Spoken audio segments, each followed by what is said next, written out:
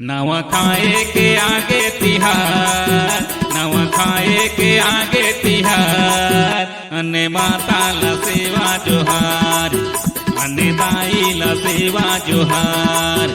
नवा खाए के आगे तिहार, नवा खाए के आगे तिहार, अने माता ला सेवा जोहार, अने दाई ला सेवा जोहार।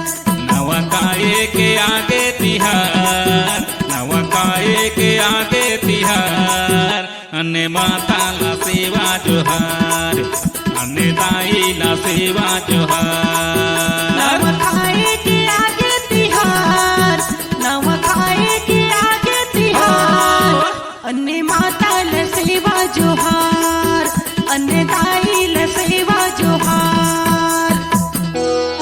जोहार जोहार जोहार जोहार जोहार। भीतरी कोट, बाहर कोट, अगल कोट, बगल कोट, ऊपर कोट, तारी कोट, उत्तर कोट, दक्षिण कोट, पूर्व कोट, पश्चिम कोट। जोहार जोहार जोहार जोहार जोहार। देव कोट, देवी कोट, घर कोट, देहरी कोट, सार कोट, गांव कोट, गली कोट, खेत कोट, खार कोट, पानी कोट, खेर कोट, सरहद कोट। सबोला मैं सेवा जोहार करत हूँ नवा खाए के। साजा पान के पतरी दोना सिला, कुर्ता नवा धोती सा जो गमछा पीला।